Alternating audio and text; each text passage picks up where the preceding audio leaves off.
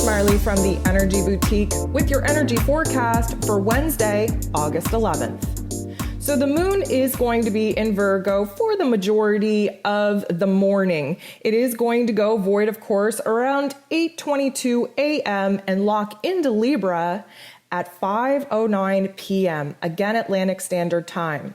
So we have to consider the fact that the majority of the quote-unquote working, waking day is going to be with the moon void, of course. This means that emotionally, we're unstable. Mentally, we're unstable. Things feel a little bit crazy. We're ungrounded. We're uncertain, and it's not a good time to make any decisions. It's generally not a good time to take action or speak out on any new ideas. We want to let that energy lock into Libra and really settle into a stronger placement than being void, of course. So we want to kind of refrain from doing anything new, from speaking out. It would be kind of a good idea just to be a little bit introverted until the moon locks into Libra later on this evening. We have 8 moon aspects taking place today out of 12. We are in the stage now where we're coming out of that new moon energy. Whew, thank goodness we're getting a little bit of energy back. Fingers crossed. And now we're into the whole kind of mood where we are very focused on setting those intentions, seeing the little glimmer of the moonlight reappear in the sky. This is giving us a good indication that we can go ahead and start visualizing, start the process of aligning the heart with the head so that we can go ahead and start physically manifesting those new intentions in which we were aligned with under that new moon in Leo energy. Right out of the gate, we have the moon sitting across from Neptune, who is retrograde in Pisces. Of course, Virgo and Pisces energy sit across from one another in the zodiac wheel. Now, this is going to highlight for us where it is that we kind of are retreating from reality. Not a bad thing with the majority of the day, with the moon being void, of course, but of course that Neptune and Pisces energy is super hypersensitive. The moon in Virgo wants to take control, and of course it's hard to control our emotions. It's hard to make sense of what it is that we're feeling, and that Neptune retrograde and Pisces energy is just so in tune with the cosmos, with the subtle energies of this realm, that it's going to create a lot of confusion when we go to try to make sense of a lot of things. Now, we have to just keep in mind here that we are coming out of a very dramatic energy shift. And for many of us, it feels very unstable, very unfamiliar, and this can really kind of poke the bear where the fear and insecurities in us being in this new territory, being in this new energy is going to kind of create some fears, insecurities, and vulnerabilities within us.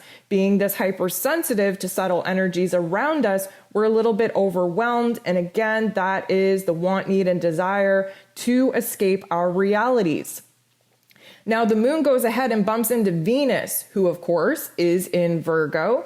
And this is going to be a little bit of a grounding energy that we need, especially when we were floating off into La La Land with that Neptune and Pisces energy. This is really going to put the focus on us trying to find a little bit of emotional stability, especially where our personal relationships are concerned, where our home and our family dynamics are concerned as well. We will likely want to be a little bit more sociable than we have been, especially since the new moon energy kind of really whacked us down a couple of pegs.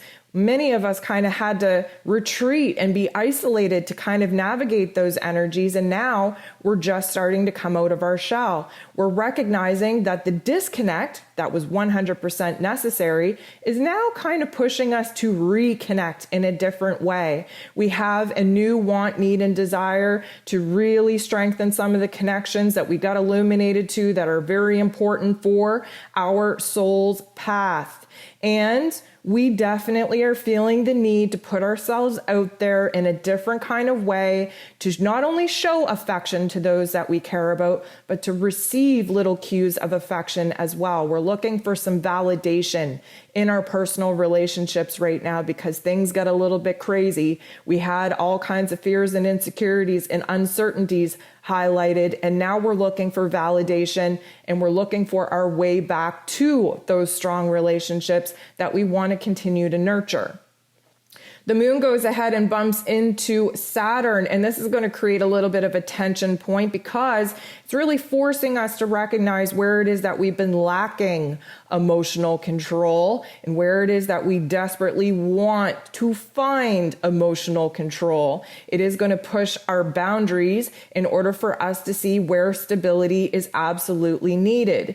Yes, that negative Nancy attitude and narrative does kind of kick in with Saturn, kind of bringing up all the doubts and insecurities and uncertainties that we were feeling, especially in the relationships that we have now figured out who needs to stay, who needs to go. We have new intentions that we're looking to bring to life, and some people are not going to be a part of that. But now Saturn's kind of asking us, are you sure? Do you feel good about this? Are you sure that this person needs to go? Are you sure that this person is as invested in you as you are in them?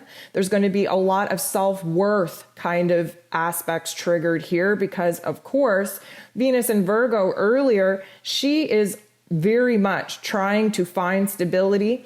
But that Virgo energy is just so highly critical and self-judgmental and over-analytical that, we're just questioning everything. We're especially questioning our position in the relationships that we have deemed to be very important to us.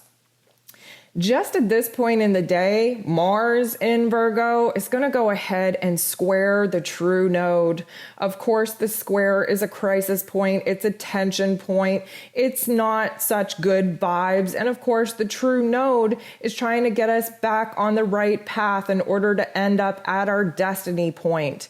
Now, here's the thing though, Mars in Virgo is still very frustrated because we have to make very slow, logical, practical, strategic actions forward. We are kind of at this point caught up in our mental game, and our mental game is not the strongest at this particular point. And this particular point could actually trigger us to take an action that is not so nice if we were to act on our feels.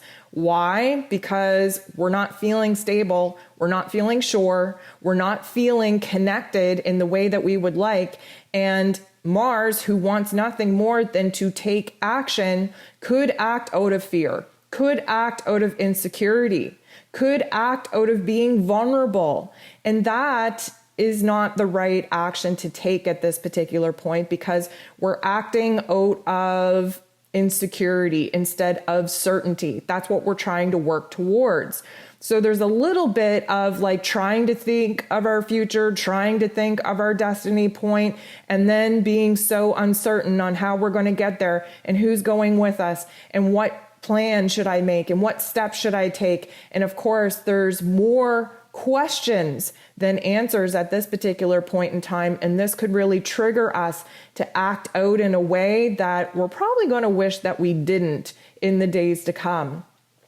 The moon comes back into play and trines Pluto.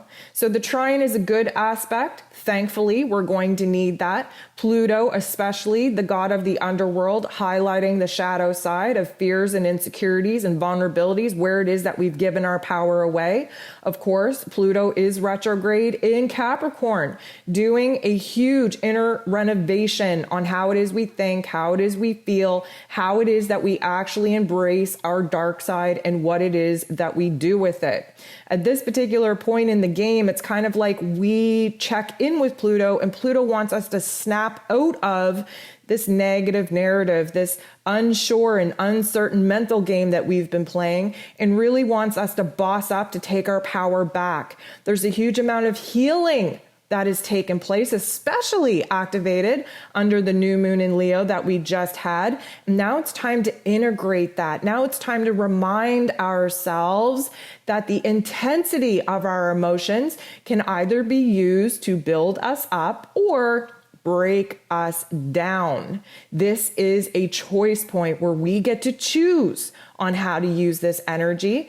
And because Mars previously got into a situation where we could have acted out in a negative way, this is our chance to redeem ourselves. Now, if we're lucky enough that we acted as the observer instead of reacting to all the confusion and emotional uncertainty inside of us, then we have this opportunity to really rewrite the narrative, rewrite the script, and kind of build ourselves back up again.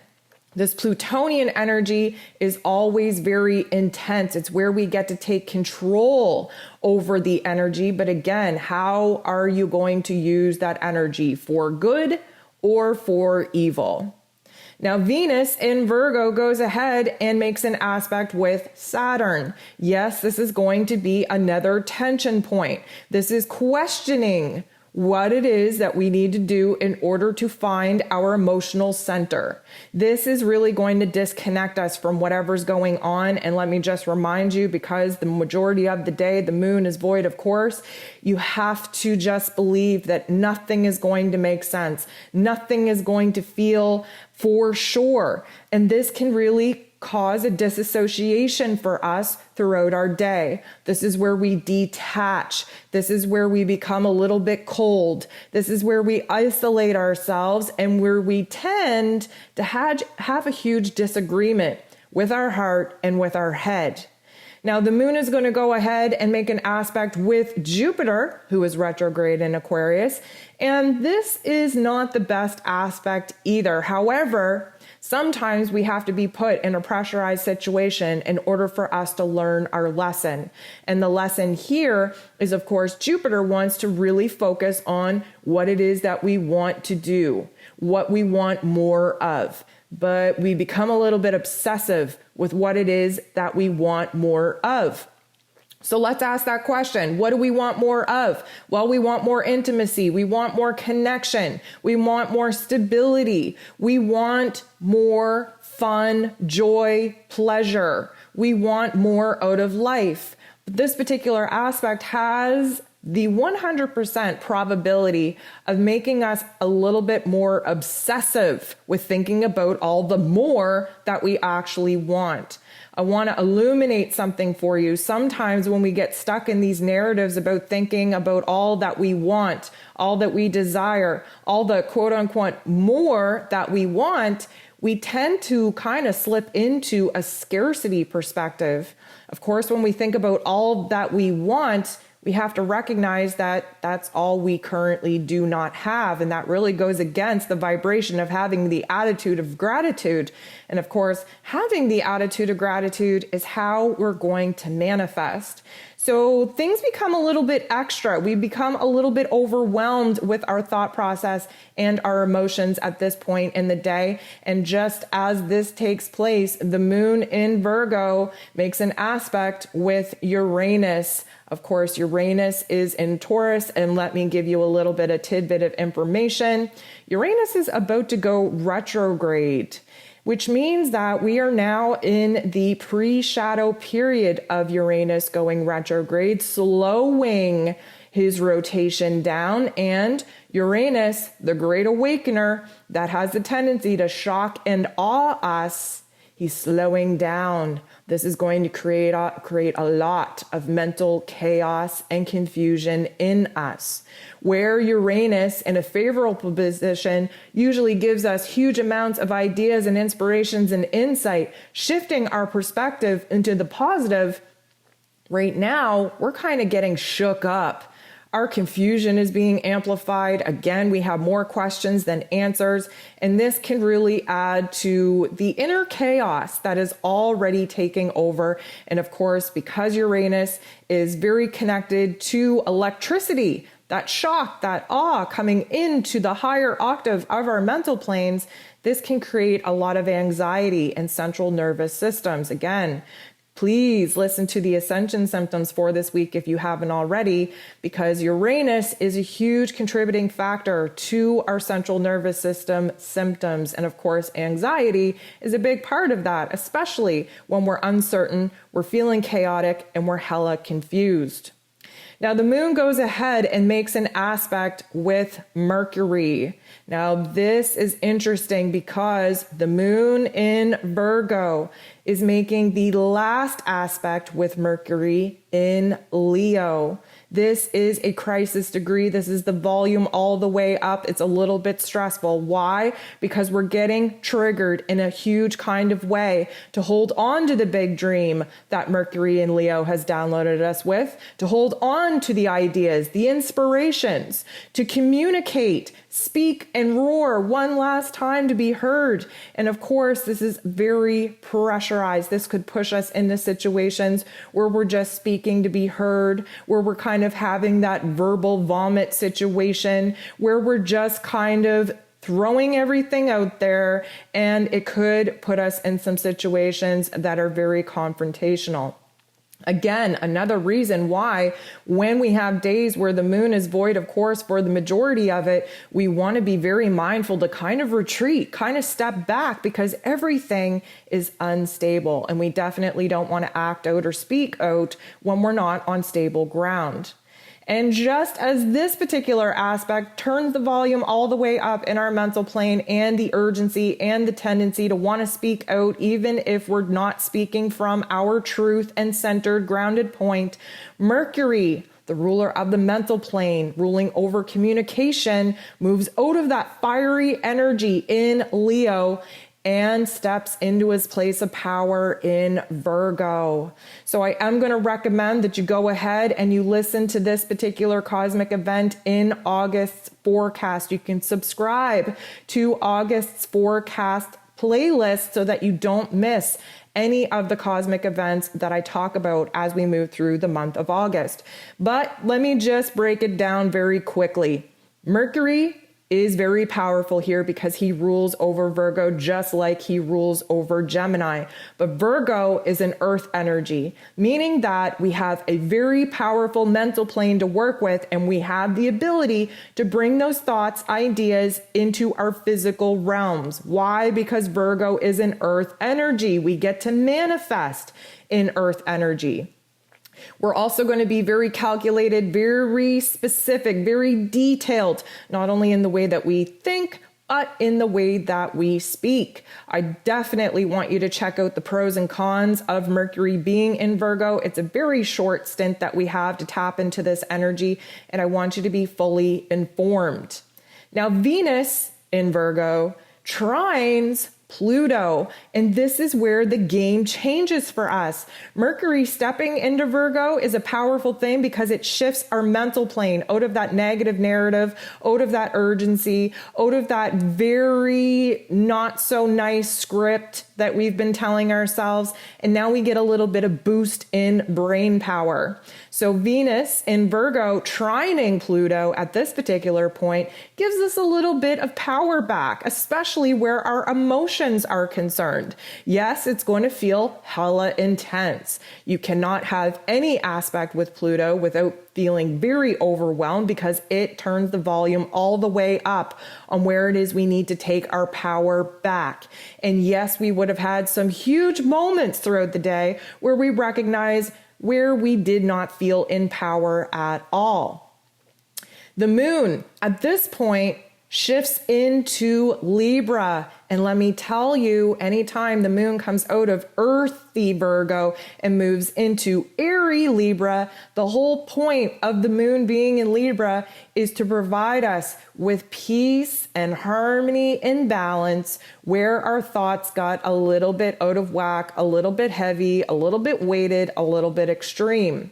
But let me tell you, the negative or con side to the moon being in Libra is that sometimes we have to be illuminated to where it is that we've been thinking and feeling in extremes in order for us to find our way back to that beautiful center point where we can kind of see both sides of the coin, argue from two different perspectives, and really find a comfy position where we can nurture ourselves back to a place of stability.